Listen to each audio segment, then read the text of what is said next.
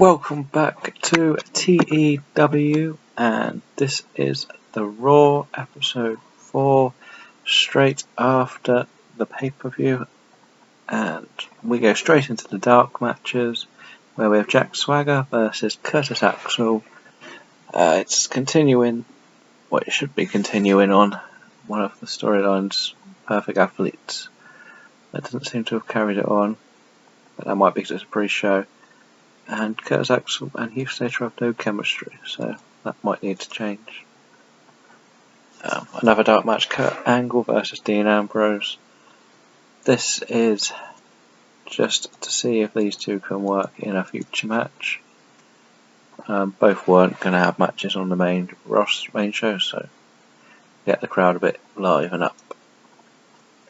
We start the show with a promo from Dean Ambrose telling Roman Reigns why he did what he did, and the basic reason behind this character decision is that Dean Ambrose has learned from what Seth Rollins did, and he decided he wanted to be the top dog, and he wanted to do it in any means necessary, which meant turning on Roman Reigns at the pay-per-view and taking the WWE World Heavyweight Championship from Roman. Now I think there's a slightly different twist to what we will eventually see in the real life one. Dean Ambrose has always been the guy just under putting on great matches, while Roman's been put in the main event. And obviously we know he's changed with the title change, but a 98 for this is brilliant, and they will be leading into a rematch at the next pay-per-view. Kevin Owens defeats The Miz by pinfall in a rematch, so The Miz can have his rematch for his IC title. That means I can then take The Miz out of the IC title storyline and leave Kevin Owens there, of course, because he's the champ, and continue on from there. After the match, Sami Zayn comes out and attacks Kevin Owens, much like what's happening in the real life. I want to keep these two really going at it for now, and we'll see where it goes in the future. And I will be putting other people in this picture. Next up, we have the New Day losing to the Usos, and this is more me continuing to slowly break down the New Day, and I'm not going to break them up, but I have a plan for where I want them to go, and I think it will work still, but it will include having to include somebody new to the New Day, but I don't know who to include in the New Day as the fourth member, but we'll work with just the three, and I want to take one into the singles picture. I'm not quite sure it's going to be Kofi or Big E yet, so we need them to lose a few matches, come out with the main title picture. But of course they do deserve their rematch, and the Shining Stars come down and attack them, and Kofi's a bit late with the save, so it's a bit of tension between Kofi and Big E in this one. Roderick Strong defeated Ty Dillinger. Again, this is me just trying to push Triple H protege. It's a bit of a squash match to show him. Ty Dillinger is like a basic squash person, like the Zack Ryder of current TV. I do think he's got a future, and I do have a plan for what I want to do with Ty Dillinger in a couple of months' time. The Miz attacks Roderick Strong after the match. Just as simple. I'm doing a little bit between The Miz and Roderick Strong. I think we can have some good work between the two, because The Miz is a star, whether people like it or not, and Roderick Strong needs to be pushed popularity-wise rather than skill-wise against some of the bigger names. American Alpha lose to Shining Stars. Again, this just a match to push the Shining Stars a little bit more. American Alpha have really come along well. They were in the low 30s for the first few matches, so we'll carry on with that. Just a squash match, really. Triple H books a match between Roderick Strong and The Miz, so that's going to be on the next Raw.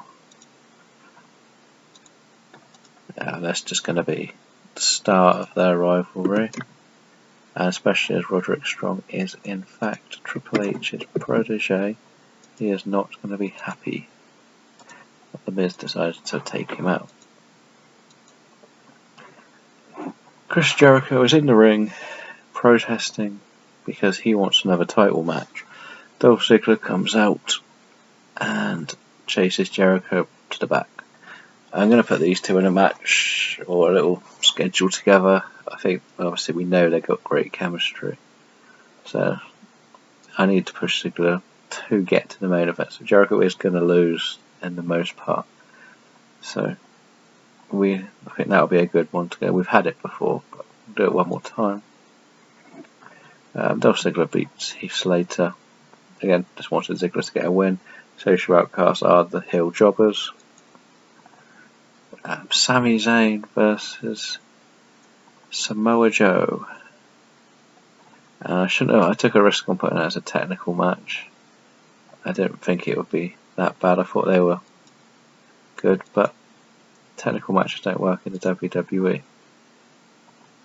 because the crowd's too rowdy. That's a bit disappointing, really. So I think they could work in the future, though, and it's going to be part of the IC. Kevin Owens cuts the promo of Sami Zayn, saying how he's going to beat Zayn whenever he needs to, because he's better than Zayn, pretty much like he does in real life. Our main event is Chris Jericho losing to Roman Reigns.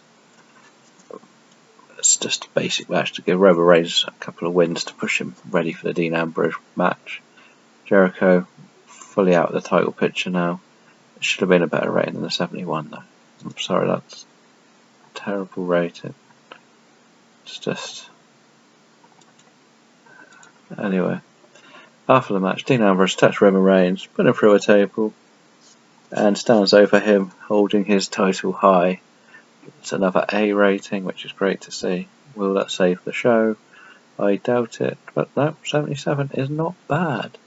So that last segment pretty much saved it. I think the Ambrose and Reigns saved the show. So we'll go back to the main screen, see if we have any decisions to make, and see if any ratings have come through. And we're back at the main screen, and we'll just go and see the feedback for Raw. Got a lot of praise. I think it might have actually been my best televised match rather than the main pay-per-view. A few people want to come to the main roster, mainly the people who don't actually wrestle, and I won't have a place for them, which is a bit unfair to bring them up. And storylines for Raw starts off great with a 74 for those two. The IC, it's going to take a while to get going. The name makers, which does have Jack Swagger in with them, yep, it's working. There's a Roderick. 60 is not a bad start for that. Tag titles is still fizzling, but not brilliant at all. And 94 for the World Heavyweight title, which is great. So that shows that this is working to some extent. And we'll just see who is hot and who is not. Yes, Roman and Big Cass are the only ones off Raw on there, and the usual lot. Yes, the Social Outcasts. They really do need repackaging. And Dango hardly gets used. Goldust, I'm going to let go as soon as I can. And Alicia, we could do something with Alicia, see what happens. See if there's any good hidden gems for me to pick up that don't currently work for TNA because I cannot sign them, which just seems to be what I get most on my list. We have Amazing Kong. She's too old to join my women's division. Again, she has no popularity, so I don't know if I can work with that. Jake Evans is how popular? 21. Don't know if he could be what we need, because skills don't mean too much on this game. But he has worked with a couple of these guys before, so I may add him to the shortlist and make a decision in the future. We'll just look at Thomas Latimer, who... Oh, I can't really hire him. Andy's in TNA. That doesn't help. Jeff Cobb doesn't have a picture. That doesn't help. So I don't know if I would recognise him. I have no idea. So I'm probably going to leave him. And we got some good names on there, so we could have a future few people. I'm going to end the show here. I'd like to thank everyone for watching, and we'll come back with the next episode of SmackDown.